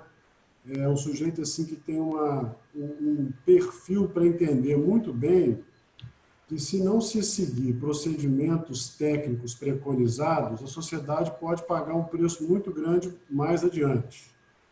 Então, eu acredito que, se ele conseguir alinhar com o presidente, eu vejo assim, a possibilidade de que a gente consiga realmente seguir aquilo que é preconizado universalmente. E mais, o Denis Arviana, que é o secretário do Ministério de Ciência e Tecnologia, é amigo pessoal dele, está o apoiando, o novo ministro, né, nessa empreitada, até para ele entender um pouco os mecanismos do Ministério, né, uma vez que ele nunca exerceu um cargo dessa natureza. E outros secretários que lá estão, por exemplo, o Francisco, que foi superintendente aqui da Baleia, que é o secretário já há algum tempo, né, de assistência à saúde, é muito experiente também. Então, se ele conseguir se assessorar com pessoas técnicas e boas, eu acho que ele pode fazer um bom trabalho. Mas acho, pelo que já se colocou para o ministro anterior, que ele vai ter que, de alguma maneira, alinhar com o presidente. Senão, o tempo de permanência dele no cargo tende a ser pequeno também pelo perfil do presidente atual, né? Mas sim, eu acho, Paulo, que ele não vai sucumbir à técnica, não. Porque, se ele fizer isso, vai contrariar toda a biografia dele. Ele vai ter que seguir, de alguma maneira, os procedimentos que precisam ser seguidos, sabe? Muito obrigado, Henrique. Muito obrigado, Henrique e doutor Carlos Eduardo. Eu vou pedir agora para que a gente escute uma outra parte que está aqui, e aí eu vou fazer só um pequeno adendo à importância da fala dele. Doutor Modesto, eu gostaria que você falasse um pouco sobre esse momento. Em que aspecto? A empresa Araújo já está em Belo Horizonte, em atuação, prestando esse atendimento à população de maneira geral, há mais de 100 anos. A pergunta que eu te faço é, primeiro, você já viu algo similar acontecendo ao longo da sua vida, estando à frente ou estando atuando próximo à Drogaria Araújo, ao longo de toda a sua vida? Você já viu algo similar? Essa é uma primeira pergunta. E a segunda é, em relação ao comportamento das pessoas nesses últimos dias, nessas últimas semanas. Eu me lembro que, logo quando houve a decretação da calamidade, teve um fluxo muito grande nas principais cadeias de varejo, supermercado, farmácia, para poder comprar estoque. Então, as duas perguntas que eu estou te fazendo no cenário que a gente passa hoje, você, como uma pessoa que sempre esteve vinculado a este cenário, já viu algo similar? E a segunda pergunta, passados 30 dias, praticamente, do anúncio da calamidade, as pessoas já se assentaram? Pelo que eu estou vendo, não há um pânico mais tão grande de comprar álcool gel, de comprar não sei o quê, de ir na farmácia, fazer estoque, por aí vai, papel higiênico. As duas perguntas, eu acho que o senhor tem, talvez, a maior autoridade e a maior informação para responder aqui. Então, com a palavra. O Gustavo, PCO, parabéns pelo evento, e gostaria de confessar a vocês que eu fico muito satisfeito de estar participando desse primeiro evento digital, uma vez que eu participei da criação da Viver Brasil. Então, para mim, é um orgulho muito grande estar aqui dando mais um passo na Viver Brasil. Meus estimados secretário Carlos Eduardo, Henrique Salvador, doutor Rodrigo, Bela, vereador Gabriel. Bom, respondendo ao Gustavo, eu nunca vi. Me faz lembrar uma época dos planos econômicos, muito ligeiramente, né? Com os fiscais de Sarney, então, vai Procon saber como é que está o preço do seu álcool gel, né? Muitos prefeitos, principalmente no interior de Minas, fazendo algumas arbitrariedades, né? Como era feito lá nos planos econômicos. Realmente, na gripe espanhola, eu não presenciei nada igual, mas meu avô presenciou a gripe espanhola. E teve um problema muito bacana na história da Araújo, que meu avô importou o remédio para a gripe espanhola e distribuiu de graça para a população de Belo Horizonte, né? No princípio, houve, sim, uma venda exagerada de tudo, parecia que precisava de estocar porque haveria um desabastecimento. Hoje, a coisa normalizou, tá até, as vendas estão até mais fracas, porque tem gente, o número de pessoas nas ruas diminuído, né? A gente, para dar atendimento e ficar aberto até 23 horas, nós estamos pagando táxi dos nossos funcionários, porque não existe ônibus depois de 8 horas, né? Então, e a coisa, estamos com... Hoje nós temos metade dos nossos funcionários em home office e o restante em grupo de risco, em casa, e o restante de férias. Mas eu queria aproveitar aqui e falar o seguinte para vocês. Eu tenho recebido um grande número de telefonemas de pequenos e médios empresários, e o termo melhor que eu encontro é desesperados. Empresários que choram, empresários que pedem ajuda, empresário que pede alguma ideia, o que fazer, né? E a gente, sempre que possível, eu tenho orientado eles para usar criatividade, falo muito com eles. Se nós estamos em crise, tira o S, vira CRI, vamos criar e vamos ver se as coisas melhoram, porque isso vai acabar, isso não vai ficar a vida eterna. Mas, aproveitando esse grupo de médicos aqui, eu gostaria de fazer uma pergunta que eu fico muito curioso.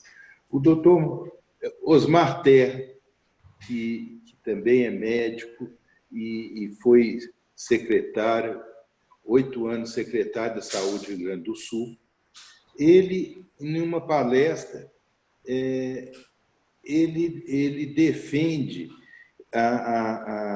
o confinamento vertical e condena o isolamento horizontal. Segundo ele, na época que ele era secretário, ele participou da gripe H1N1, onde que matava muito mais do que a corona, né? E ele alegava também nessa fala dele, que você tem que ter uma liberação responsável, todo o grupo de risco continua em casa, e o restante vai abrindo aos poucos, que ele defende que o contato aumenta a imunidade. Então, eu gostaria de perguntar aos senhores médicos, né, se isso tem sentido do contato de pessoas sadias, isso aumentaria a imunidade, né? E com isso a gente ia abrindo o comércio vagarosamente, conscientemente. Isso tem sentido ou não? Apesar de que a H1N1 ela mata mais do que a corona. Aos senhores médicos, eu só acrescento essa imagem aqui, ó, para saber se tem sentido ou não. Acrescento a pergunta do Modesto, essa imagem, em relação ao uso das máscaras. Ok? O que é isso aí? Não estou vendo, não. Tá vendo? Tá. Basicamente mostra que quem usa máscara transmite menos, é isso, né? Isso. Em resumo, é. Fica aí a pergunta para os nobres. Transmitem menos, né? O que foi? Eu não vi. Quem que vai começar a resposta? O doutor Rodrigo, ou o nobre secretário, ou o doutor Henrique? Bom, se quiser eu posso fazer. Falar, pode começar, Rodrigo. Não, perdão, secretário. Você primeiro, depois eu falo. Não, eu ia te passar a palavra, na verdade. Pode ficar à vontade. Então, tá bem. Primeiro, doutor Modesto, eu só vou fazer se o senhor me permitir, eu vou fazer só uma correção. A mortalidade da H1N1 ela é menor. Ela gira no máximo em torno de 0,5%. Ou seja, 0,5% das pessoas que pegam o influenza H1N1, que causou a chamada gripe suína, é que faleceram. Então, ela tem uma mortalidade menor e uma capacidade de transmissão também menor do que o coronavírus. Respondendo só essa imagem que você mandou, Gustavo, é isso mesmo. Primeira coisa, que a máscara de pano, ela não tem as diretrizes técnicas para ser usada em unidades assistenciais de saúde. Então, ela não protege o profissional de saúde. Mas para a população, ela está liberada. Ela principalmente evita a transmissão de quem está doente, ou que seja, às vezes, um portador assintomático ou com poucos sintomas. Ela tem uma capacidade de filtragem menor, então quem usa se protege menos, mas para quem está doente, propaga muito menos. Então, ok, a máscara de pano para a sociedade, mas não para os estabelecimentos assistenciais de saúde, que tem que ser máscara que que preenche os requisitos técnicos, né? As máscaras liberadas para uso em ambientes de saúde. E essa imagem que você mostrou, ela é correta, né? Mesmo que seja com de pano, se eu tiver uma pessoa usando, melhor do que nenhuma. Se eu tiver duas, melhor ainda, né? Principalmente que quem esteja usando seja o portador.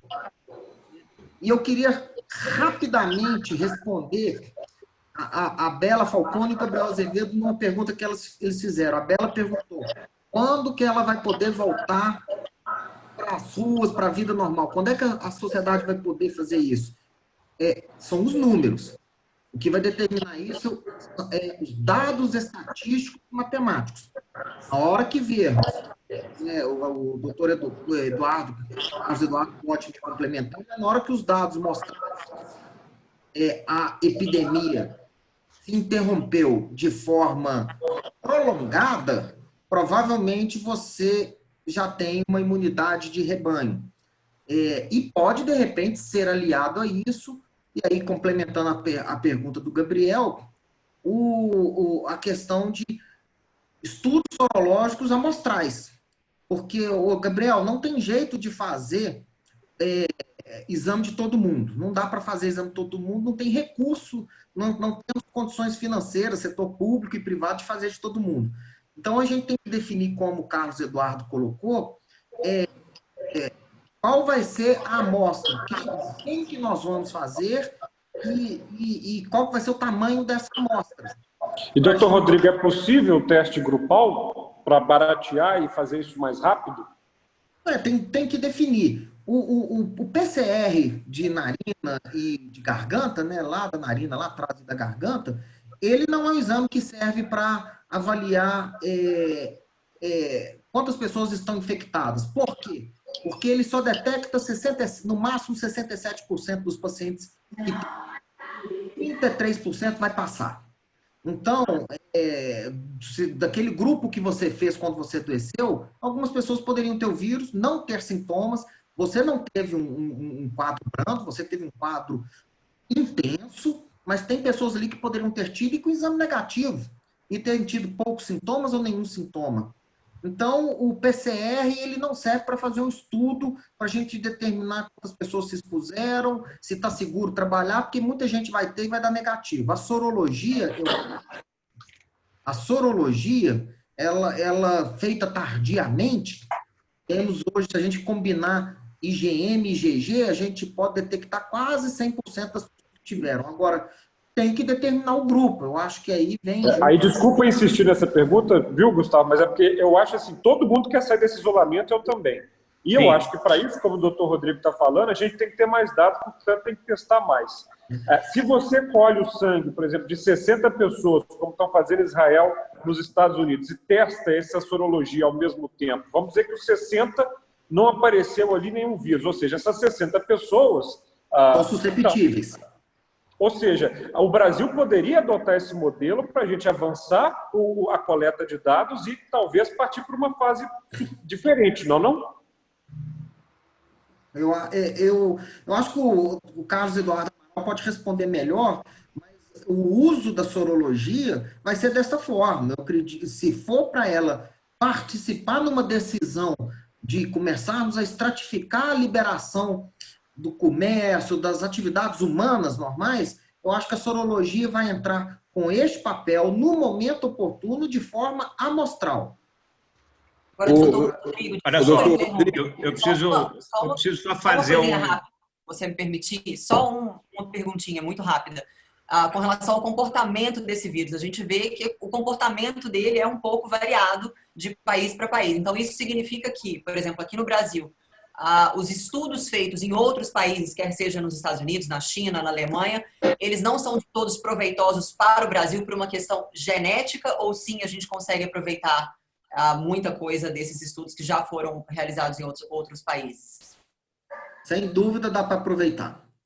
Sem dúvida.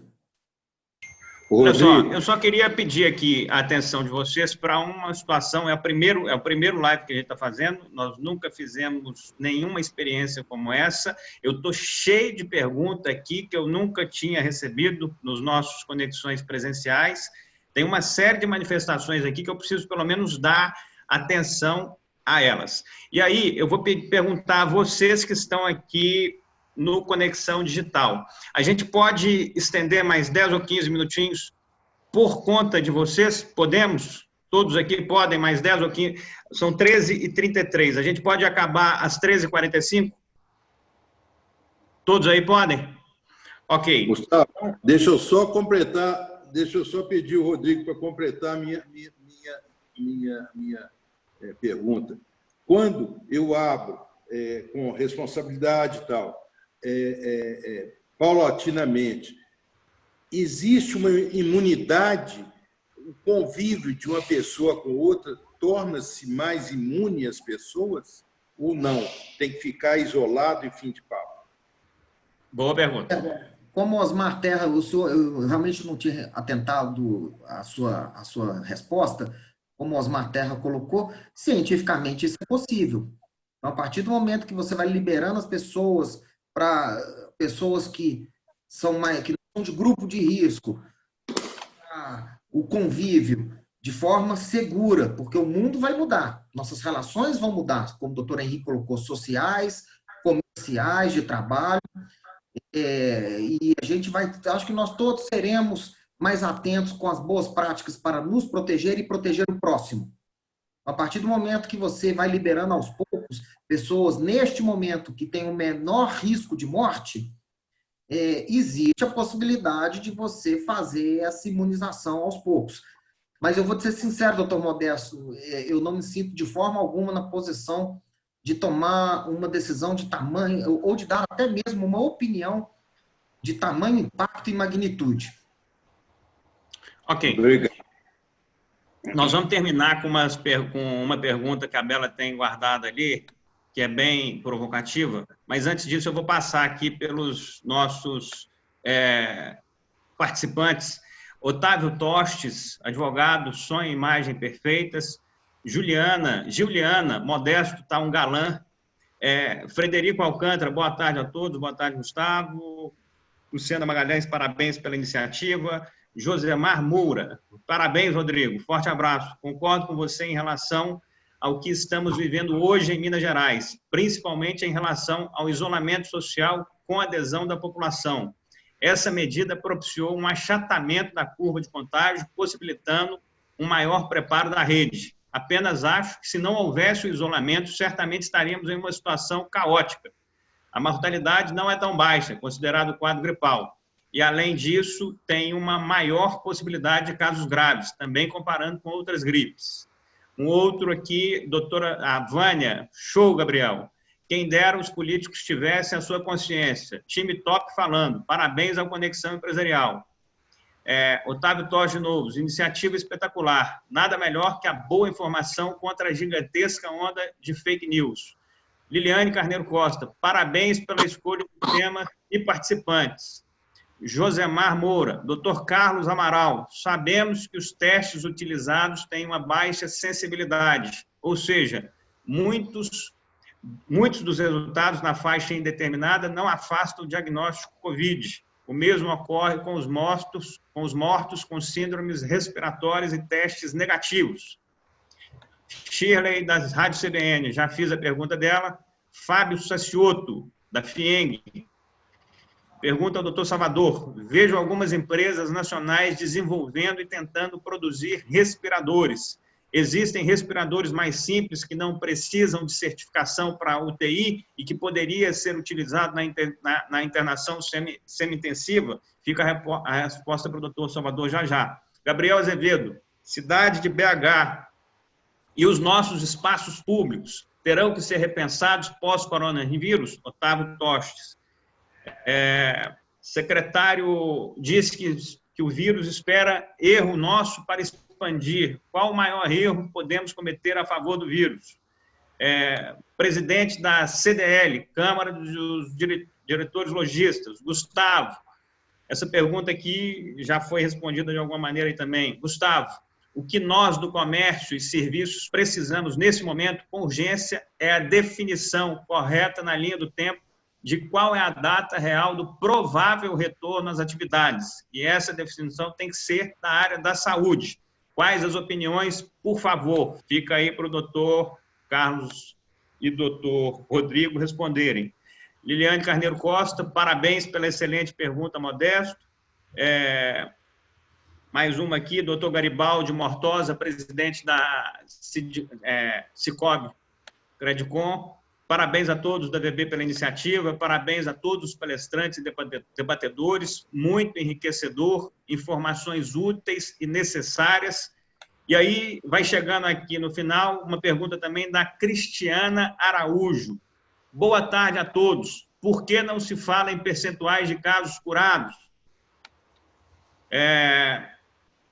Para finalizar, os planos de saúde estão autorizados ao exame de diagnóstico corona. Semana que vem, para quem fez essa pergunta, nós vamos ter a participação do presidente da Unimed BH, que vai estar podendo falar ainda melhor sobre essa questão dos planos. Flávia, excelente live, parabéns a todos. Rodrigo Guerra, parabéns, boa tarde. Gustavo Pessoa, parabéns pela live. Pergunta filosófica. Esse aqui vem do Marco Sene. Tenho 55 anos, tive infarto recente, insuficiência renal leve, eu acho que ele sim, insuficiência renal leve e já tive trombose. Sou médico e do grupo de risco, definitivamente. eu estou disposto a correr o risco pelo futuro dos meus filhos e do meu país. Quando iremos enfrentar de frente a pandemia? O Brasil suporta quanto tempo antes de chegar na insolvência econômica? Enfim, a gente não precisa responder um a um aqui, eu fiz só uma geral de todos os comentários e perguntas que a gente recebeu, e agora, para já ir finalizando, eu deixo aí as perguntas para o Dr. Rodrigo, para o Dr. Carlos Eduardo, para o Dr. Henrique, lembrando que a gente tem pouquinho tempo aí e as respostas precisam ser breves.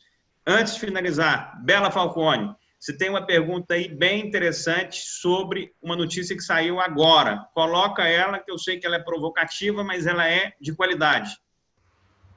Sim, bom, eu não tenho a intenção com essa pergunta de levantar ou, enfim, de provocar nenhuma teoria da conspiração, mas, mais uma vez, eu aqui representando as milhões de pessoas que me acompanham nas redes sociais e as perguntas que eu recebo diariamente, o que eu acho com relação a esse vírus ter possivelmente vazado de um laboratório, a gente sabe que ninguém vai ter essa resposta agora, mas hoje eu estava lendo na BBC News que o Trump já não descarta mais essa possibilidade, que ele está investigando, li no outro site Metro News, de UK, que também existe já essa investigação. A minha pergunta aqui eu não quero, obviamente, saber a posição de todos vocês, se concordam ou não com isso, mesmo porque são especulações, mas, realisticamente falando, se é que isso é possível de ser respondido, o fato de um vírus ter se originado de uma forma natural, digamos assim, ou ele ter sido criado, isso impede ou dificulta a criação de uma vacina? A gente sabe que a vacina ela pode demorar até uma década, que existem uma série de situações, inclusive éticas, na testagem, de possíveis alergias, mas a grande questão aqui é, um vírus tendo nascido ou não, tendo leaked ou não de um laboratório, isso implicaria em alguma consequência na vacina, no sentido de tempo de elaboração, de eficácia e assim por diante, ou não? Bom, Bela, eu vou dar uma opinião aqui pessoal e não gostaria de dizer que eu tenho certeza absoluta do que eu vou dizer. Mas, para mim, é teoria da conspiração. Esse vírus, para mim, é um vírus que, na história da humanidade, sempre surgem vírus novos, mesmo antes da gente ter a ciência avançada como nós temos. Eu acho que não é, tá? Mas não tenho a ousadia de achar que eu estou 100% certo. Mas é meu opinião que não. E um vírus novo que surgiu esse ano, o desenvolvimento da vacina é difícil. Você não desenvolve uma vacina para um novo subtipo de vírus em questão de meses. Muito difícil tecnicamente fazer isso, mesmo um vírus vindo da natureza. Muito difícil. Então, se a gente tiver uma vacina, como o próprio Henrique colocou no começo, rápido, um desenvolvimento recorde, nós vamos ter essa vacina no finalzinho do ano, talvez início do ano que vem. Então, eu acho que isso é um vírus mesmo que veio como mutações, como ocorre mesmo, veio da natureza, veio dos animais, isso ocorre com mais frequência do que a gente imagina, mas a maioria dos vírus são definitivos, não conseguem ter as características ideais para se transformar num vírus pandêmico. Dessa vez, surgiu um com característica pandêmica. Agora, a vacina do H1N1 ela foi bem mais rápida. Mas é porque vacina de influenza, a tecnologia e a forma de fazer vacina de influenza já existe há décadas. Então, é só você pegar o vírus que está circulando e desenvolver a imunidade em laboratório contra aquele vírus. Então, a tecnologia para fazer vacina de vírus, ela já existe. Você só simplesmente atualiza a vacina com o vírus de gripe que está circulando. Agora, nós estamos falando de um vírus totalmente novo. Não existe vacina para coronavírus. Nunca existiu. O primeiro coronavírus é dos anos 60, o primeiro coronavírus identificado. E até hoje nunca tivemos uma vacina de coronavírus. Então, a gente está começando do zero. Perfeito. Muito obrigada. De nada. Está claríssimo. Eu vou pedir, antes da gente fazer as considerações finais, eu tenho que fazer isso para que a gente conclua direitinho, eu vou passar 2 mensagens aqui, são 2 mensagens de parceiros que estão nessa iniciativa do Conexão Digital, e são 2 mensagens extremamente apropriadas. Uma E essas ações que estão sendo feitas pelas empresas, nesse momento que é fundamental a solidariedade, arranjar recursos, fazer com que a coisa funcione melhor, essas iniciativas realmente são diferenciadas. A CEMIG, a empresa de Minas, fez uma campanha, está fazendo uma campanha que é uma campanha para arrecadar fundos para essa questão de coronavírus e esse momento que a gente passa. A cada transição de conta convencional para conta digital, a CEMIG vai doar R$ 5.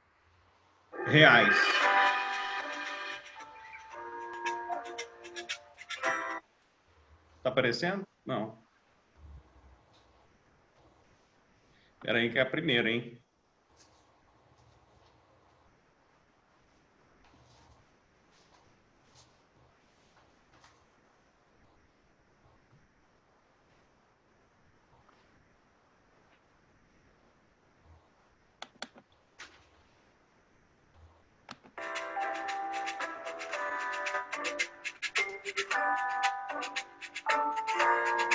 A cada cadastro, R$ 5 para hospitais públicos e filantrópicos. Ninguém paga nada por essa doação. É só fazer a mudança para o digital. Uma moça mandou a coisa que fez tudo, estava lá. Aí quando eu cheguei lá dentro, falei, está demorando. Então, esse tipo de iniciativa realmente é muito legal. E para finalizar, cadê esse aqui? Stop Share. Onde é que a gente vai para o próximo? Aqui. Não. Aqui não. Espera aí. Um minuto para a gente poder finalizar. É esse aqui. Outra empresa. O Aço é produzido por pessoas e para as...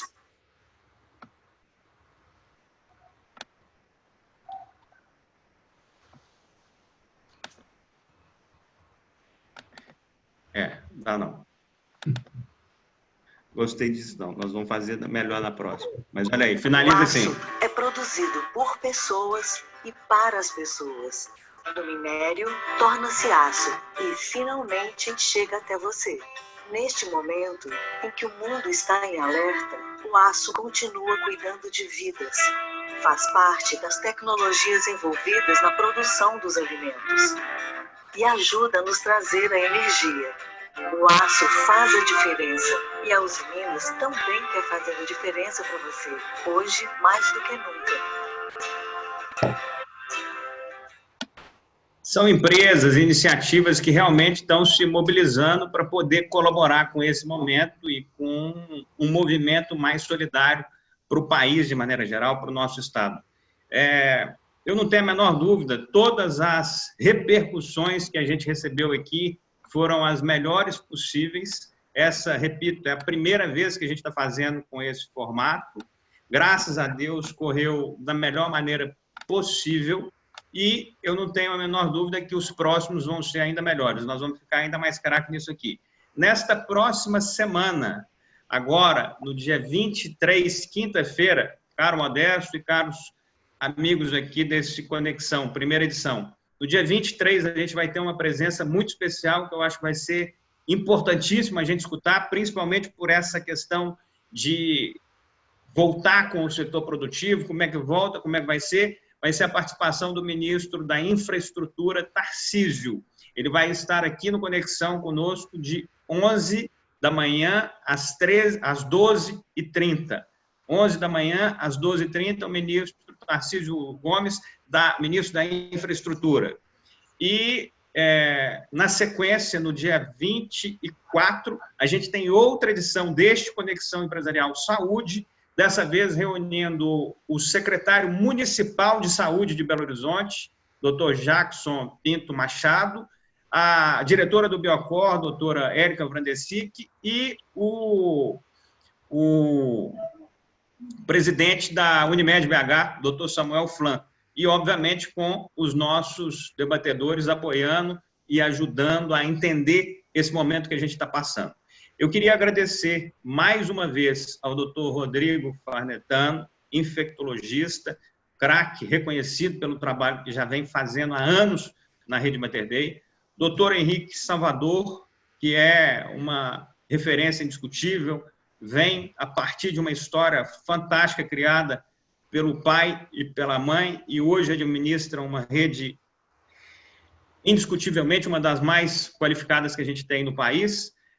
O secretário, doutor Carlos Eduardo Amaral, chegou agora na nossa Minas Gerais, mas já tem feito um trabalho reconhecido na atuação da Secretaria de Saúde. As pessoas que eu falei que teria a sua presença foram imediatamente valorizando o evento pela qualidade e pelo reconhecimento. Só um adendo, várias pessoas de Juiz de Fora mandaram abraço para o doutor Carlos Eduardo. Abraço, então, para o doutor Carlos Eduardo.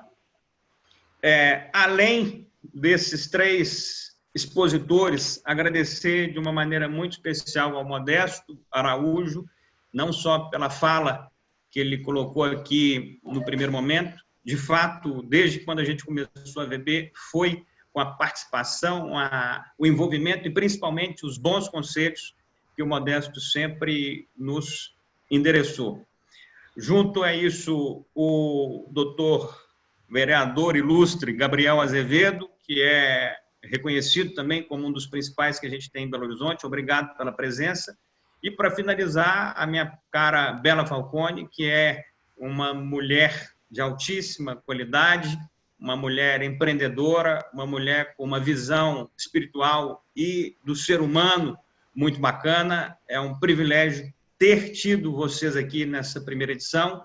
E finalizo aqui, passando aí alguns minutinhos, se alguém quiser encerrar com algumas palavras, com algum recado, seja muito bem-vindo a essa fala e muito obrigado de novo a cada um de vocês.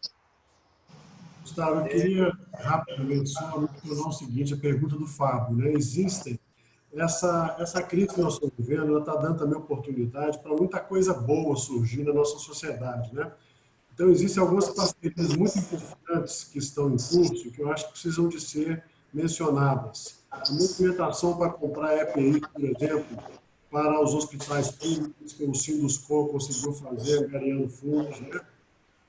O desenvolvimento, tem 4 ou 5 projetos para desenvolvimento de respiradores artificiais em Minas Gerais, em parceria com a FIENG, com o SENAI, 2 deles em fase já bastante adiantada, uma própria parceria para o Hospital de Campanha, que nós da Rede Mater Dei estamos fazendo com o governo do Estado, o secretário Carlos Eduardo também envolvido nisso, com a FIENG, um grupo de empresários, para disponibilizar para o SUS 4 andares do Hospital La Mater Dei em Betim Contagem, e várias outras iniciativas que a gente tem percebido, como essa da CEMIG, inclusive, que você acabou de passar aí, né? Então, eu acho que essa é uma oportunidade também, como eu disse no início, para as relações sociais serem revistas e para as pessoas repensarem um pouco o que é o papel do indivíduo e das instituições nessa nova sociedade que vai surgir. Muito obrigado pelo convite, foi um prazer participar com vocês. Obrigado pelo encerramento, Henrique. Eu gostaria de agradecer a oportunidade de participar da Conexão Empresarial, agradecer ao doutor Modesto pela participação na vacinação, né, em Belo Horizonte. Eu acho que Araújo está de parabéns, ele deu essa ideia para mim e nós já fizemos uma resolução no Estado para que todo o Estado possa ter esse tipo de parceria. Eu acho que nós já regulamentamos isso. Ao doutor Henrique, pela iniciativa dos empresários, disponibilizar leitos do Mater Dei para que ele possa contribuir para a saúde do Estado, né? Eu acho que todos estão com a visão realmente importante de estar revendo qual que é o papel social de cada um, e eu estou muito satisfeito com a sociedade como um todo, ou seja, os mineiros eles estão de parabéns, eles estão seguindo o que não são as orientações, e o sucesso que nós estamos tendo até agora não é um sucesso da Secretaria de Estado ou municipal, é um sucesso de todos os mineiros trabalhando em prol e benefício de todos nós mesmos. Muito obrigado. Quero agradecer você também, Gustavo. Muito obrigada a todos. Obrigada por essa oportunidade mais uma vez. É um prazer estar aqui. Quero agradecer cada esforço pessoal, coletivo de todos vocês, seja da atuação política, da atuação médica. É tudo muito válido nesse momento. E o Dr. Carlos Amaral falou algo que me tocou muito, que eu vou realmente levar para a vida. Ele disse que a nossa sociedade não será mais a mesma. De fato, não seremos. Espero que a gente cresça muito com isso, que a gente se fortaleça e que a gente aprenda com essa crise a sermos mais generosos, mais altruístas. Eu tenho certeza que as lições positivas serão muito mais impactantes do que as negativas, assim a gente espera. Muito obrigada a todos. Aqui, ó, peraí. Abre aqui.